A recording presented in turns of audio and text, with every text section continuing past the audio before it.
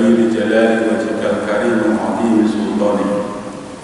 أشهد أن لا إله إلا الله وحده لا شريك له، وأشهد أن محمدا عبده ورسوله لا نبي بعده. اللهم صل وسلم على حبيبنا وشفيعنا ومولانا محمد وعلى آله وصحبه أجمعين.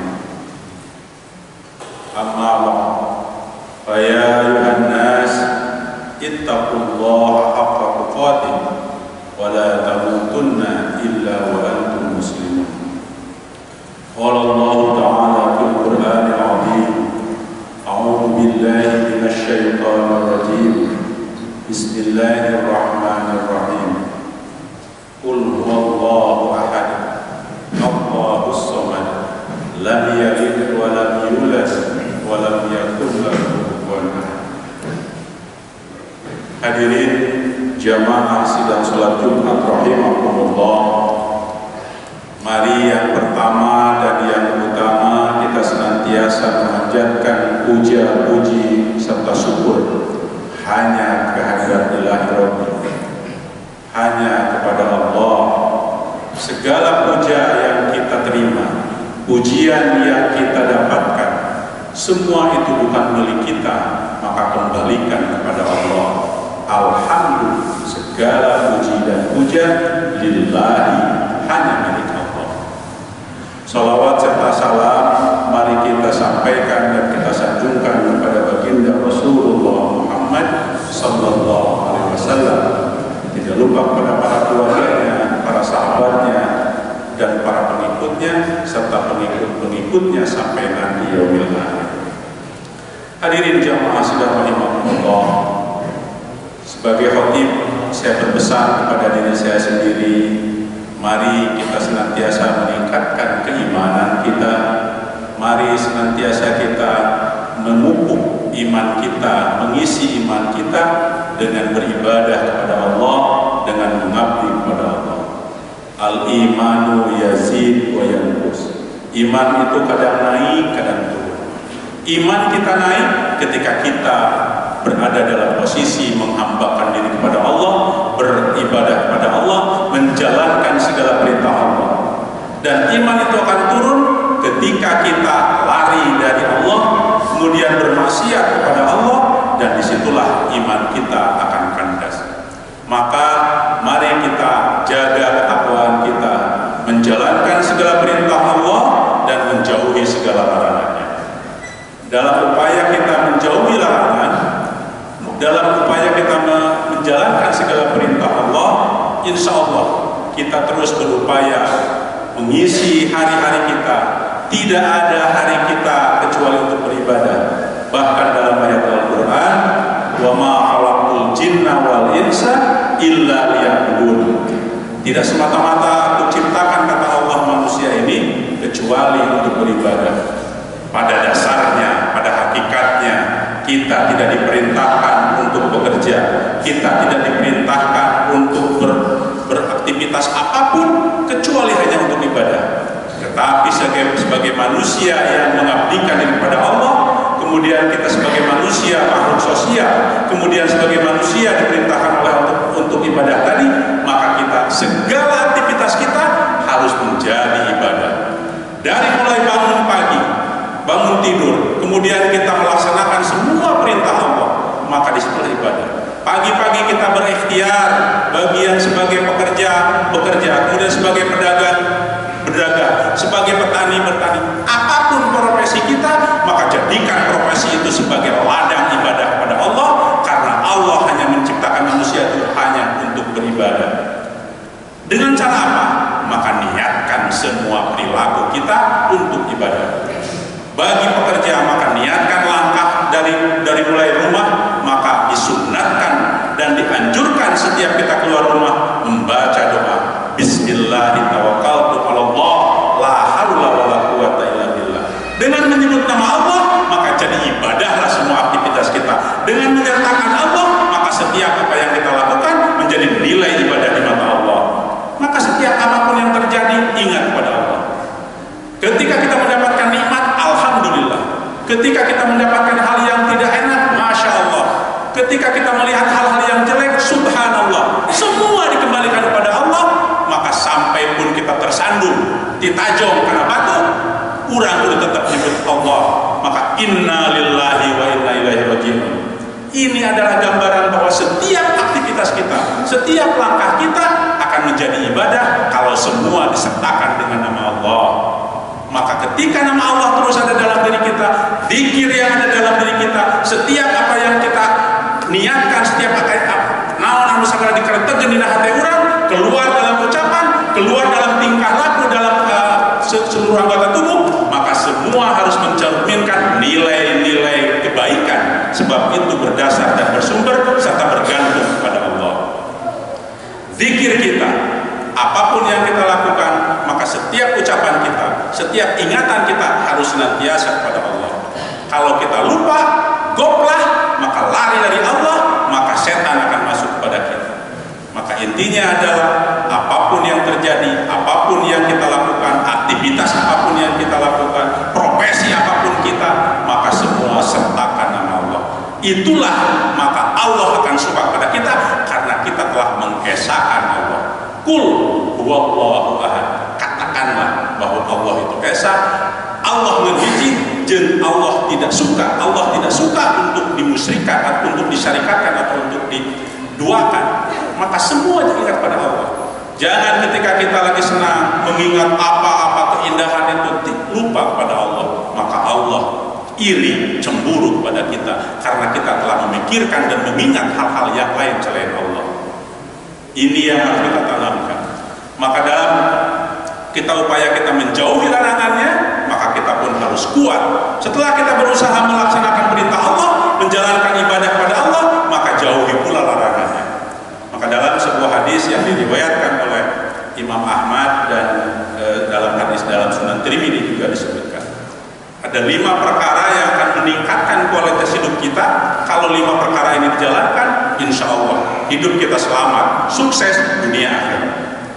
Yang pertama, ittaqil maharim takun abadan nas.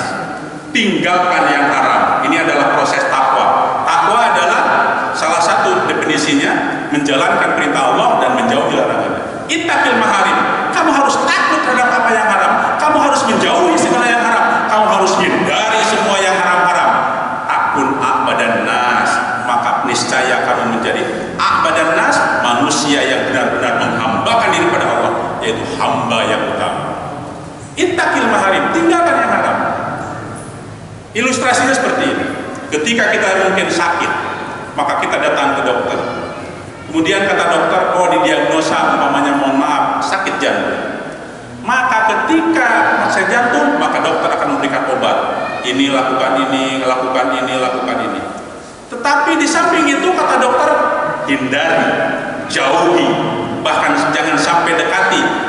Kalau yang sakit jantung umpamanya makanan-makanan yang tinggi kolesterol, makanan-makanan yang kemudian terlalu bahagia, jangan. Terlalu sedih, jangan, karena emosi juga mempengaruhi terhadap kondisi jantung. Larangan itu kalau hanya mengerjakan kita minum obat saja, tapi larangannya terus dijalankan, maka percuma datang ke dokter untuk berobat karena penyakitnya akan terus bertambah secara syariat. Kenapa?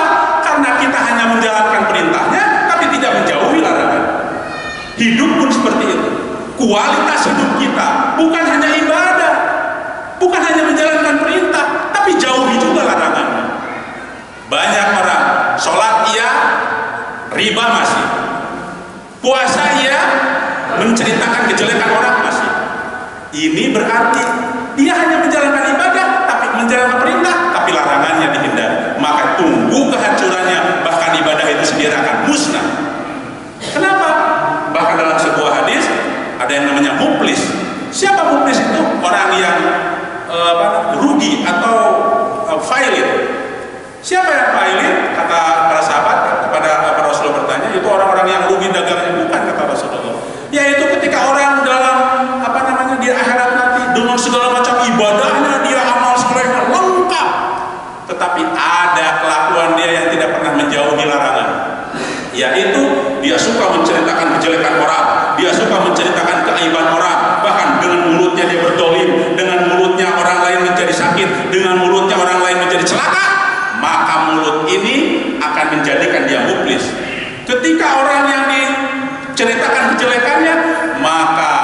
semua amal-amal yang dia bawa tadi diambil oleh orang-orang yang diceritakan kejelekannya, diambil oleh orang yang didolimi, diambil oleh orang-orang yang pernah disakitinya, semua diambilnya pahala. Bahkan bisa jadi setelah amalnya habis, karena diambil oleh orang-orang yang pernah ia dolimi, pernah ia sakiti, pernah ia umpati, atau pernah dia omongkan kejelekannya, maka habis amalnya, tinggallah dosa orang itu balik kepada dia. Bukan hanya untung, malah buntung. Bukan hanya amal yang habis, bahkan dosa orang diambil oleh dia. Itulah muflis. Itu gara-garanya apa? Karena tidak bisa mencegah atau menjauhi larangan. Jadi sekali lagi, takwa itu dua sisi uang terbalik yang tidak bisa dipisahkan antara menjalankan perintah dan menjauhi larangan. Itulah ittaqil maharim takun abadan nas. Jauhi yang haram, tinggalkan yang haram. Bahkan kalau dalam tafsir ada pengertian lain, kalian harus takut setakut-takutnya dengan hal-hal yang haram. Jangan bermain-main dengan yang haram, karena sekali mencuci yang haram, kullu lahmin nabata minal haram falyatabawwa maq'adahu minan nar. Sebagian hadis, kullu lahmin nabata minal haram, lebih pantas dirinya menjadi tempat di api neraka. Ini artinya jangankan kita menjauhi larangan, mengerjakan perintah, hanya menjalankan perintah, tapi kita harus menjauhi larangan, karena larangan itu akan menjadikan kita tidak bernilai, rusak semua. Maka tadi makanan, kalau umpamanya yang makanan, hindari yang haram. Yang haram itu dalam makanan bukan hanya jenisnya, bisa jadi jenisnya halal. Contoh umpamanya beras, berasnya halal, tapi bagaimana cara mendapatkan beras itu? Apakah membeli dengan uang yang haram? Maka walaupun berasnya halal, tapi dibeli dengan uang yang haram, hasil menipu, hasil korupsi, hasil mencuri, maka beras itu pun menjadi haram. Uangnya halal, berasnya halal, tapi prosesnya mencucinya umpamanya, mohon maaf, dengan yang najis, maka itu menjadi haram. Caranya betul, tapi ujungnya umpamanya cara semua tadi, barangnya halal, mendapatkannya dengan halal, memprosesnya dengan halal, tapi makannya berlebihan sampai dia kekenyangan, bahkan kenyangnya berlebih-lebihan, maka bisa mendekati haram. Artinya haram itu, dilarang itu bisa jadi jenisnya yang memang diharamkan, atau caranya yang dia diharamkan. Bahkan bisa jadi apa yang dilakukannya bisa jadi menjadikan walaupun tadinya halal menjadi haram. Inilah gambaran bagaimana kita menjaga kualitas hidup kita dengan senantiasa meningkatkan kualitas hidup kita dengan ibadah yang baik, mengabdikan diri kepada Allah yang baik dengan sebaik-baiknya, tapi jangan lupa jauhi, hindari, dan jangan sampai melakukan hal-hal yang haram. Barakallahu li wa lakum bil Qur'anil azim, innahu jawadun karimun malikun barur raufur rahim. Allahumma shalli ala Muhammad wa ali sayyidina Muhammad.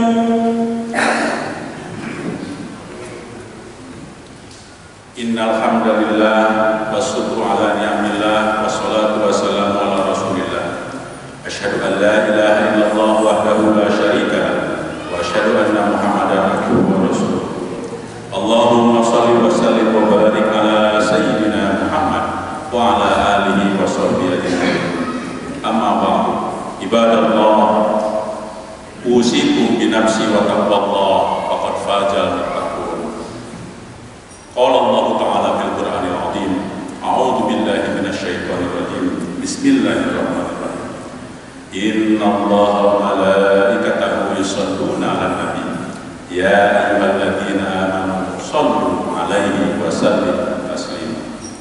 Allahumma ighfir lil mu'minina wal mu'minat wal muslimina wal muslimat al ahya'i minhum wal amwat innaka sami'un qaribun mujibud da'wat wa ya qadiyal hajat bi rahmatika ya arhamar rahimin.